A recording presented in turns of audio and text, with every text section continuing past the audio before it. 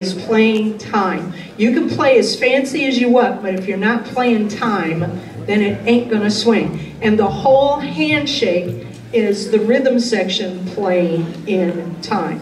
It's not your job as the rhythm section as one player to keep time. It's your job to make a handshake with everybody else in the rhythm section to play time. So Katie's gonna start playing time. Let's do angry? Yeah, of course. Okay, so okay, so she's playing time. It's easy because she doesn't have to fight with anybody, right? She can do this and keep this up, and she's always got this pulse going, right? That's there. It's not going to change, and it's swinging. Carrie, can you join her? So now Carrie has to make the handshake with her. So you can still feel that pulse is right there. Right? It's not moving. Now, what's nice is she doesn't have far to go to keep time, right? She just has to go like that. Carrie doesn't have to go far on his instrument to keep time. It gets a little bit harder when you add the piano. We top of the chorus, right? Go. Okay, now we got three people making a handshake trying to keep the same time going. Steve's got a little bit of harder time to do, but he can still just keep going like this. He can play in different levels of expertise. Okay, now we're going to get Gerald to dive in, and he's got to keep Jesus no. That same feel, we haven't changed time at all. That pulse has still been going. And you can hear there's a handshake between all four of them. Nobody's dragging, nobody's rushing. They're all there, right? Great, wow. Wow, did you see that? Wow. Woo. So that's your job at the rhythm section for the entire week, is to keep time. Now, I love what Gerald says, because at some point, you're not going to have that handshake. You're going to get in and you're going to start playing with somebody, and they're either going to be pushing the beat or laying back on the beat or have no beat at all. Right? And that happens to even professionals. You get on a gig and you go, oh God, not him, please. Who booked that cat? Who booked that cat? That's you, Carl. So, as Gerald likes to say, your job as part of the rhythm section is to find a friend, find an ally, find somebody to hook up with. Somebody else you got three other people to make eye contact with to say, okay, where's this beat gonna be? And you can hear when things start falling apart. It's easy to hear that. So find somebody, hook up with them, and agree where that's gonna be, okay? Last year, I tried to get them to demonstrate falling apart and somebody dragging and somebody, they couldn't do it. They couldn't do it. I'm better this year. I think I can mess it up. You think you can mess it up? Yeah, but you know, it's easy to mess it up real bad. I couldn't get anybody to mess it up just a little bit, you know? I think we you think you can do that? You want to try it? Yeah, Or you want to do it? Okay. There's something else too, just before we go into that. There is, this whole thing's a handshake. It really is. This is democracy at its best, because you all have to agree that you're doing the same thing and going in the same direction. So if you take the center of the beat is right here, right? Some players like to play on the front of the beat and like to push the time a little bit. They're not rushing, but they are pushing the time a little bit. There's other guys that like to lay back a little bit on the beat. Well, there's nothing worse than getting somebody that likes to play on the front side and somebody's playing on the back side, and then that leaves the guitar player to be in the middle trying to hold the thing together, saying, oh, please. What you heard before, everybody was agreeing that the beat was straight up and down. It was right in the middle, right in the pocket. Now, you can get other people that like to lean a little bit towards the front, but you have to make sure that everybody knows not to rush. Otherwise, then it just starts rushing, and it gets faster and faster and faster. If you listen to, sometimes go put on a song, put it at the, like, about 8 bars in or something, then pick it up and put it at the end of the tune and see where that tempo is. And you just figure out if the band's rushing or dragging. And I remember once that my husband was playing in a band, and just had the God's worst drummer there, and the thing kept getting slower and slower and slower and slower. And he yelled out almost towards the end of the tune, he screamed, "Oh my God, we're gonna stop!" It's just, yeah, and we've all been on those gigs. So, you know, you find that if you were the guitar player or sometimes the bass player, you come in and you're all sore, and that's because you have been trying to drag the rest of the band with you towards a tempo that is consistent and not keep slowing down, or the opposite of working with somebody that's rushing and you're trying to hold it back. You want to find a handshake, handshake, handshake. So you want to try where you just drag an I can play just a little behind. Okay, you can play a little behind. And this is like one of the, I don't even know that I want to hear it this early in the morning. It's one of the most frustrating things, but okay. Right on top of tune, 1, 2. Okay, he's going to start off playing regular. Right? 1, 2, 1, 2, 2. Okay, so now he's there. Can you hear it? Yeah. Oh.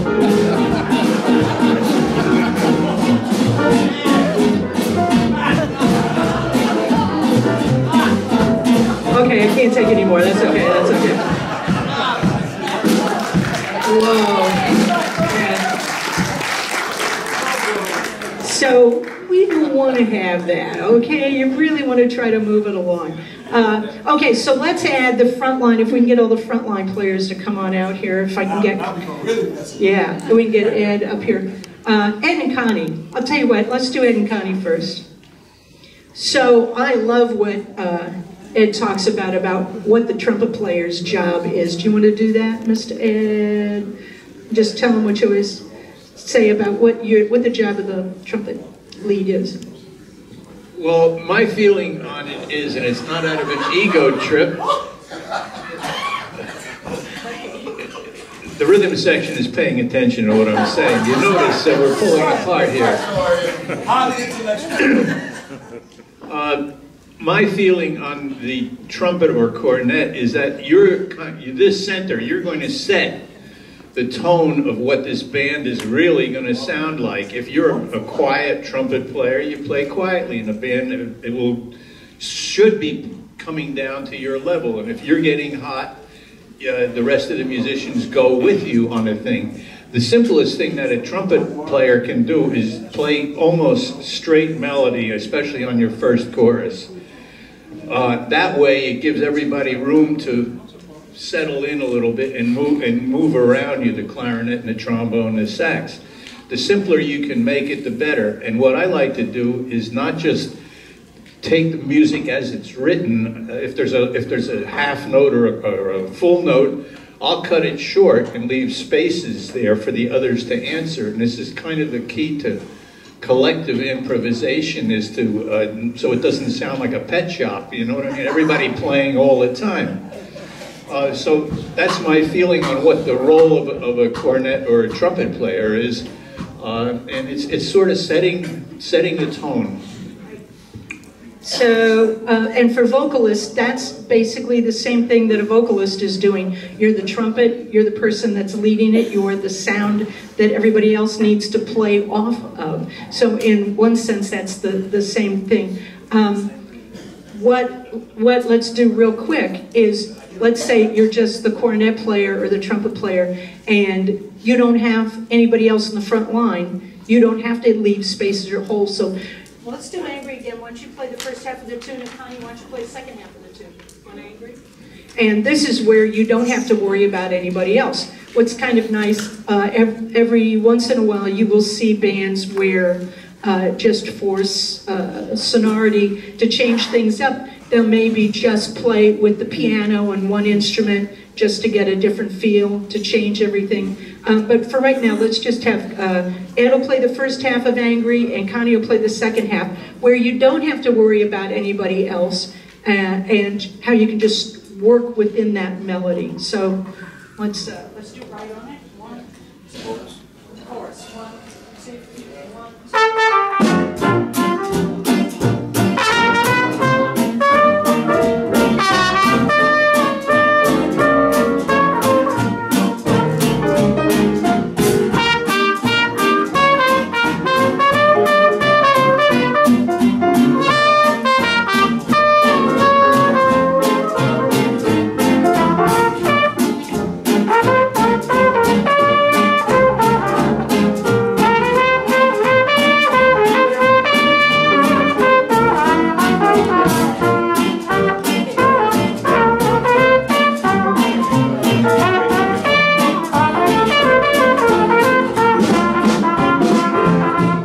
Okay, so that just gave, yeah, that's this hour of the morning.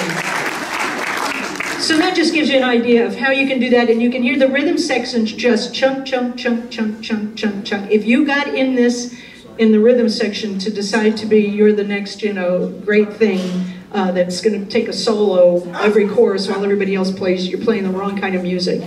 This is supportive jazz. The nice thing about the democracy of a jazz band is that you're supportive of everybody else, and then when you get a solo, you can do whatever you want, and everybody else needs to pay attention, shut up, and back you up. But for the most part, it's just support, support, support. It's making time. And the neat thing about it is that Katie and I have talked about this, that there is just this wonderful euphoria that you can get into by playing, I don't know, it's something, or just doing ching, ching, ching, ching, ching, ching. You just put you on a really great place and you end up smiling at the end of the tune. If everybody's there together, that supportive, making that feel, making that time is just ecstatic. It's just fun. It's euphoric.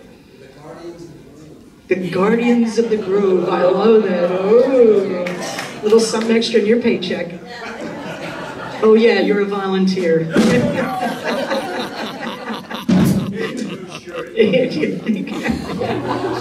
So, can we do now? Can we just do Ed and Dan playing?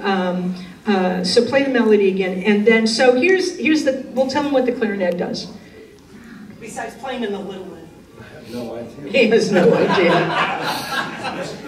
I'm just feeling my way through this thing, folks. I really don't know. Well, generally speaking, in a trad jazz ensemble, traditional jazz ensemble, trumpet is playing the melodies we already talked about. The clarinet is playing an obbligato above that, usually, so leaves room for the trombone to fill in below that. And there are different approaches to playing obbligato. I always find it's really great to know the melody, even if you're not playing the melody. That way you know where the spaces are, and a good cornet player, as Ed pointed out, will leave spaces, very important. Cut notes short, leave spaces for the clarinet and the trombone to fill in. So, as I'm saying, ideally, we know the melody, we fill in those spaces. We also know the harmony. And there's been a lot of talk about these parts that Dave Sager and Ray Moore and I were asked to create. If they were all created by the same person, yes, it would be very easy to stay out of each other's way, because whoever that arranger would write parts that worked and didn't double each other. However, I started doing that with a couple of Dave's trombone parts, and realized I was trying so hard to avoid him. It's not natural. On the bandstand, you need to think on your feet. You need to be listening to what the trumpet's playing. You know the melody, but you also have to be listening to the other horn players. And if I find we're doing the same thing, I'll do something else. So it's a good idea, even though you have these parts, listening to what's happening and know the harmony, so that if you find yourself on the same notes as one of the other horn players, you can move somewhere else. There are certain harmony notes that clarinets like to play and trombones like to play. So there's a bit. We're not totally in the dark. I mean, there's some technique to this whole process.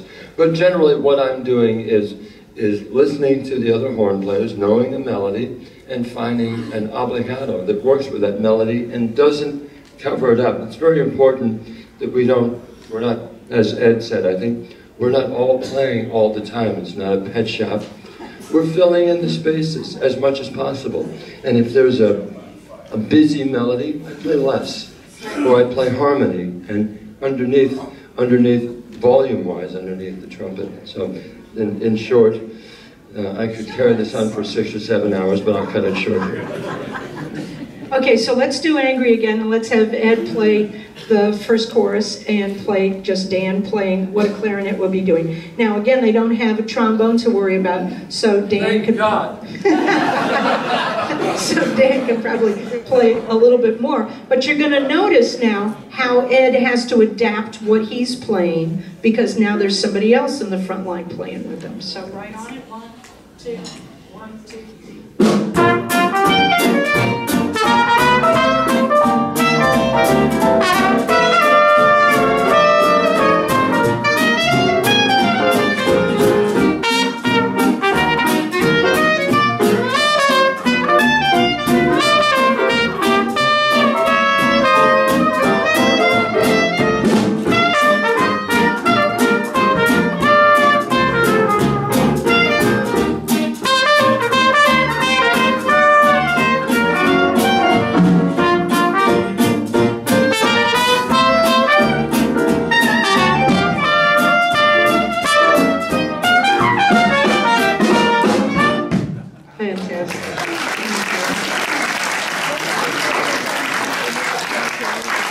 Okay, so if the clarinet is the high voice on top, the trombone is the low voice on the bottom. So we'll add David Sager and the trombone into this mixture.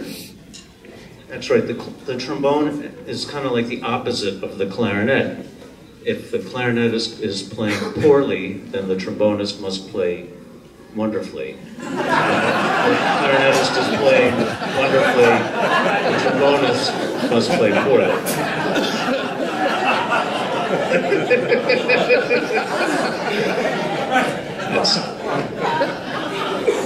In addition to that, the clarinetist is playing an obbligato. The trombonist is decorating the melody actually below the melody in a more fundamental kind of a way. Yeah, really there's several rules. You're part bass, kind of giving the same rhythmic impulse as the bass, but an octave higher than the bass. And you can also not be so strict on all 4 beats all the time or 2 beats all the time, but highlight what the bass is doing, and then add in some fills, some connective tissue in between chord changes. Bum, bum, bum, bum, bum, bum, bum, bum. Occasionally you can harmonize the melody, but really only briefly. You want to leave that to the clarinet. It sounds better in the clarinet's register. So you're playing rhythmic punctuation, some upper bass, a little bit of counter melody, and always try to sound beautiful. And look beautiful. So we'll have Connie play on trumpet on this one, and Dave on trombone, and Dan playing clarinet. Hey, Tom, you got your clarinet? I left it at home. Why don't you, Tom, why don't you play, is it together?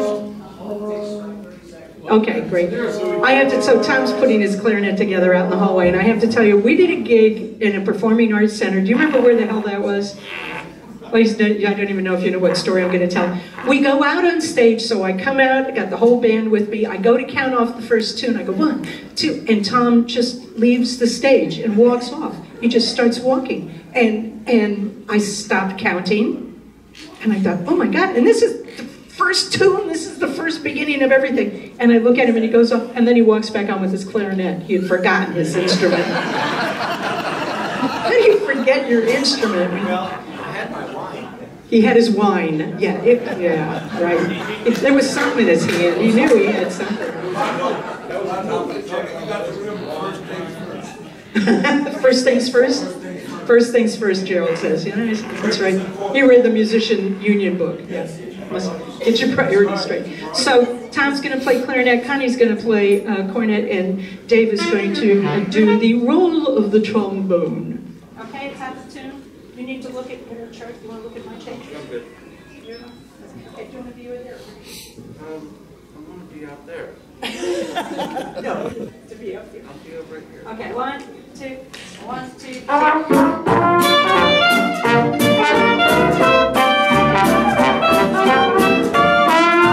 3.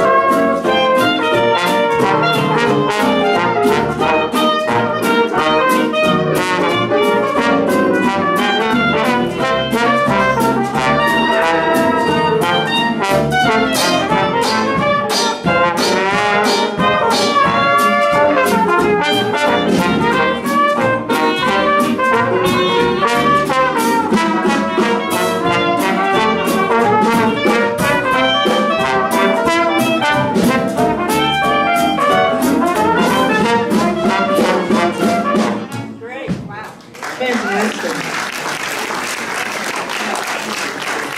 I hope you noticed what Gerald did during part of that. He really started to just like, he didn't get loud, but he just started kicking things along. And man, there's nothing that just starts to make things just really go into overdrive than whacking the hell out of 2 and 4 on your cymbal, you know, a little choke cymbal thing. And he did that and played that nice fill. But it wasn't loud. It wasn't like, you never have to be, look at me, yeah, bam, you know, look at me, bam. So drummers, it's like, you support an accent, and that was a perfect example of how you just push things on. Yeah, look at me. So one of my favorite descriptions of the, Mr. Gerald. I got accosted last night at Park Court. Yeah. And the guy was asking me about what you were just talking about. I don't need the mic. Oh, okay. Okay. And what I want to tell the drummers is, accents are just that. They're accents. So it's okay to be able to play things at different volumes. When it needs to be heard, you make sure that it's heard. But when it doesn't, you just blend with the rest of the band. Yeah.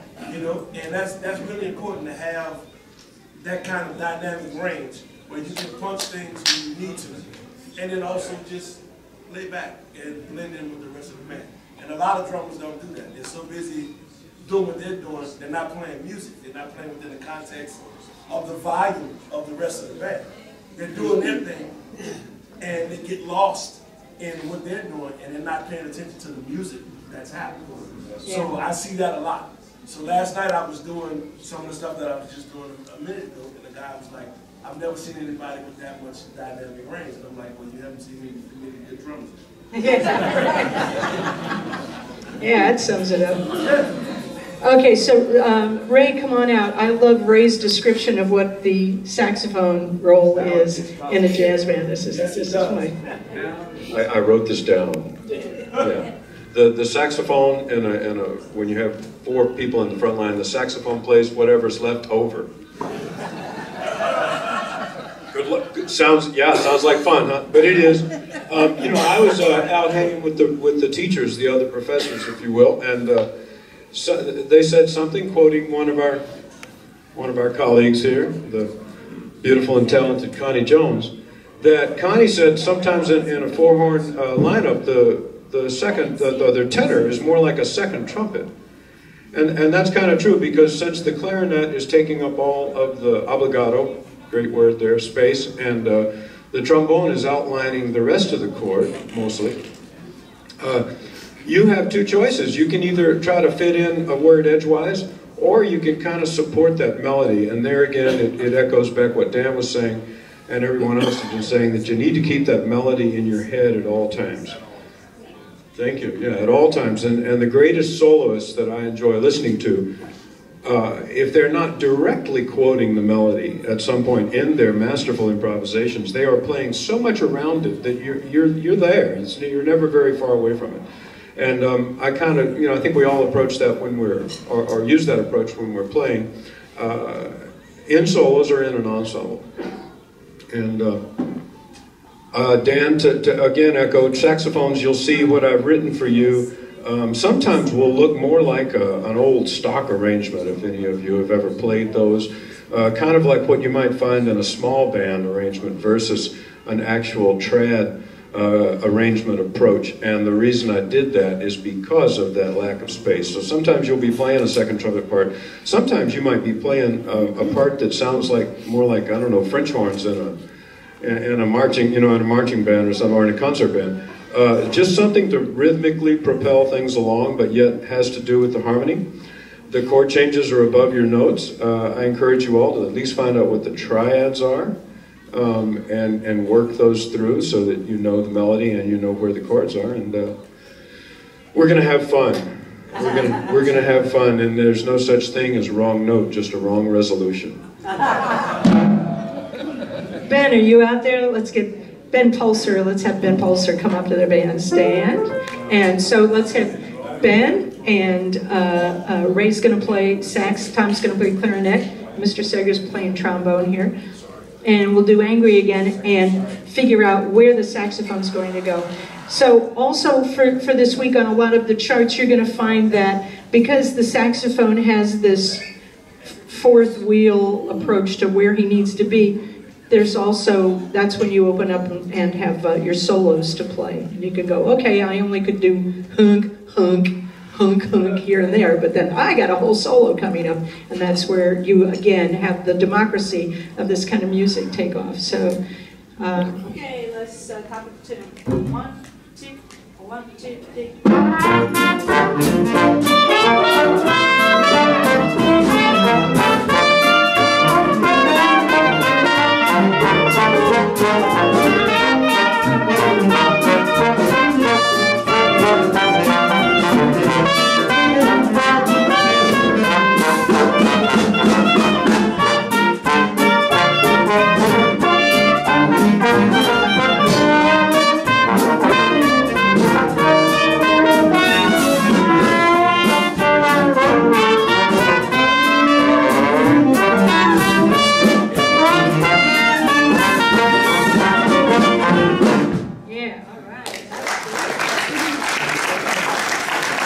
This is when it normally can get very, very messy because you've got 4 horns up there, and if they don't all be very respectful of each other's playing, it just gets noisy, confusing, and cluttered. Utmost discretion is required. Yeah, so, so, you know, the more people on stage, the less notes you get to play. That's right. Right? But The more fun it can be. Why? It's the challenge. Oh, the challenge, It's a challenge. of the notes not to play.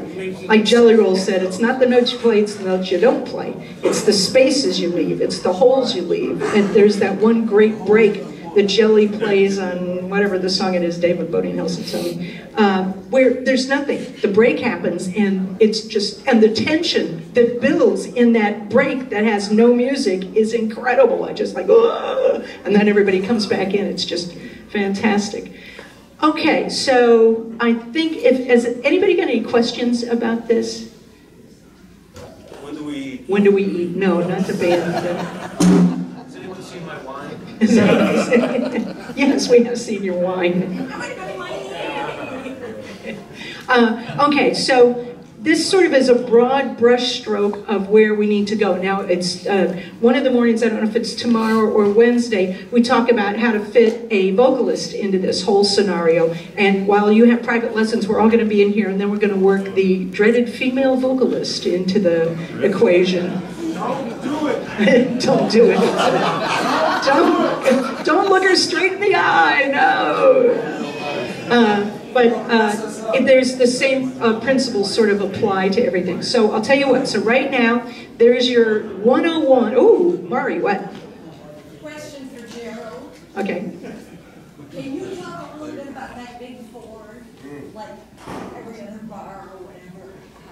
Because that seems to really kick the whole thing. Well, it basically the New Orleans drum pattern is a 2-bar pattern, and we usually play accent on the second bar, which is the and the 4, and they're known as the big 4. And I talk about this with my drummers all the time. But in New Orleans music, we don't really accent the 1; we accent the second 4. So a lot of times when you hear that note of the bass drum, it's known as a lilt. It's actually like pushing you into the next bar. You know, it's the and, it's the beat right before the 1. Right, it's like, okay, wake up, here we go. And we enter the next bar. So I can play a little bit of it so you can hear what it sounds like. Yeah.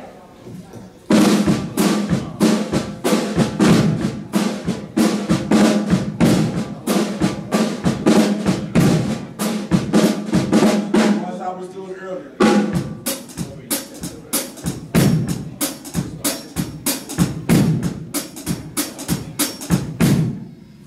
And that's the basis of, you know, the simplified version of New Orleans. And that's how stripping was born. And Steve wanted to make a comment about that too. Yes. Uh-oh. Piano students, take note of what Gerald just said. We're going to be talking about that. I've been preaching that for years. I have a different name for it, but it's a very important principle in playing in a rhythm section. I have plenty to say about your job in the rhythm section when we get together in the rhythm box. That's it. I just forgot the last thing, just went out to my head. But it's going to come back in a second. Maybe. That's right. Okay.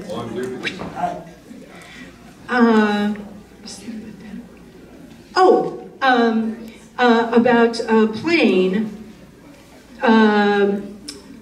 Everybody has their own little take on what we're doing. So you may go to somebody's ensemble class and they go, don't do that, don't do that.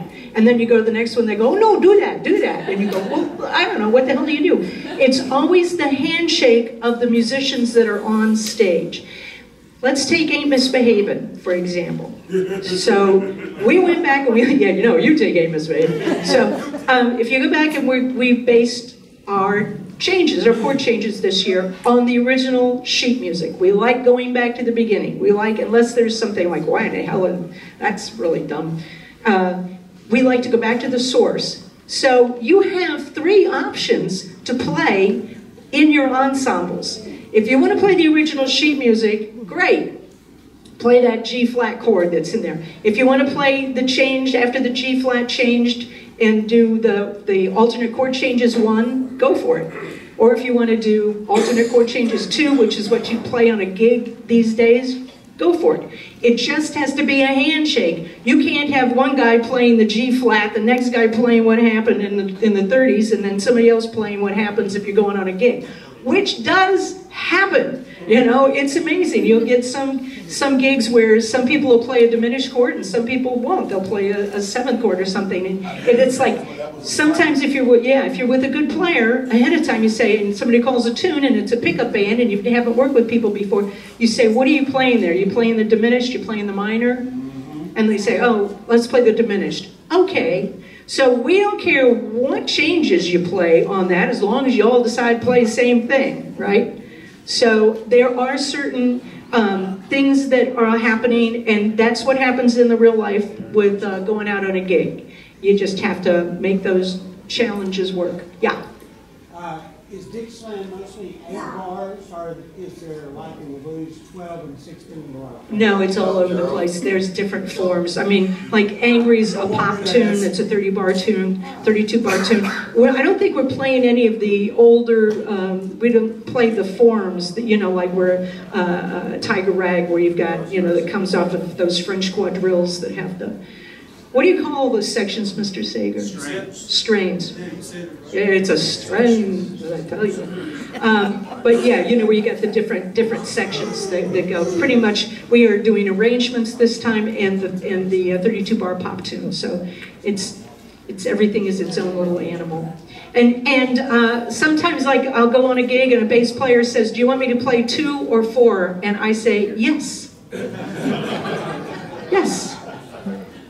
You know, it's not just, you know, a tune may have a 2 feel, but doesn't mean I want you to play 2 for the whole tune. And it may have a 4 feel, but I don't necessarily want you to play 4, and I don't want you to walk all the time. It's a variation, you mix it up. So lots of times players that have a sort of a 2 feel on a song, once they get to that out chorus, it becomes 4, and you're just driving it out towards the end. That's sort of the overview. Just it's make the handshake with everybody. Please just all week keep thinking time, time, time. It's not how much you play, it's that swing, that feel, and that time. You're here to make it as a collective thing. And the jam sessions are really nice last night, and thanks to Larry Garrett for running the one in the lobby. He's really wonderful about pointing wherever Larry is. And if you notice, what's nice about when Larry's running a jam session, it's like, you know, now you got it, now you got it. It's sharing, you know, you got to share your toys, okay? So that's what we're going to do for the rest of the week. Terrific. Oh, everybody go to your... One more. I was just asked to give a very quick demonstration of rubato, you know, when the lead player is playing the melody out of time and the rhythm section has to follow him. It was actually Brad Verabate that asked me to do this song. If you could just bear with me. If you won't mind, it's in the key of F. It's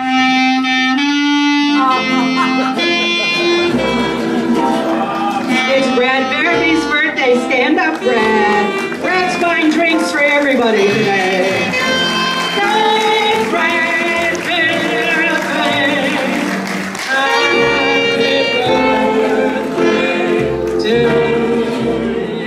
happy birthday, Brad. Yeah. Woo-hoo. Wow, weddings, birthdays.